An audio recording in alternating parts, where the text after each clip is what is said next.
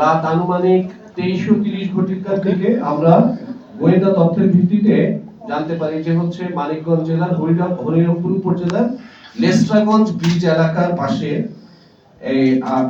কতিপয় দুর্বৃত্তকারী হচ্ছে এখানে বেশ কিছু সংখ্যক হচ্ছে ককটেল, বোমা, দেন হচ্ছে রিভলভার এবং আরো কিছু দেশীয় অস্ত্র মজুত করে রেখেছে, যেটা হয়তো তারা হচ্ছে আসন্ন নির্বাচনকালীন সময়ে অথবা নির্বাচন পরবর্তী সময়ে ব্যবহার করার যথেষ্ট সম্ভাবনা রয়েছে। পরিস্থিতি বিবেচনা করে আমরা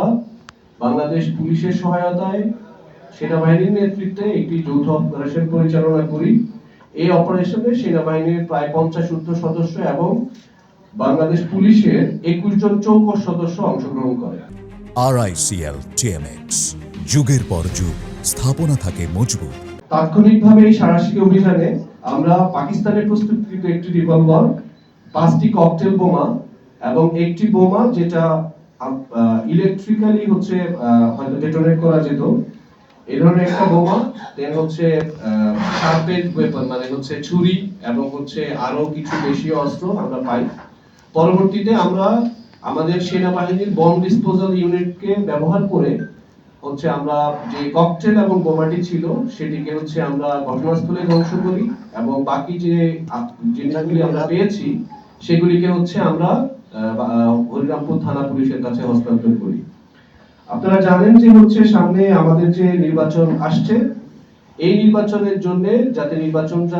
সুষ্ঠু এবং সুন্দরভাবে হয়, মানুষ যাতে নির্বিঘ্নে এসে তাদের ভোটাধিকার প্রয়োগ করতে পারে,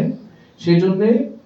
এই যৌথ বাহিনী দিন-রাত পরিশ্রম করে যাচ্ছে। আমি শিওর আপনারা বুঝতে পারছেন আমরা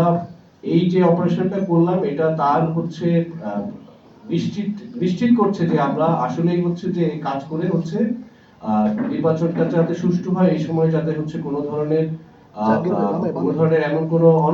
অপ্রীতিকর ঘটনা না ঘটে তার জন্য আমরা তৎপর আছি। এই কাজ করার জন্য আমরা যৌথ বাহিনীরা সবসময় একজন আরেকজনের সাথে ইন কোঅপারেশন কাজ করছি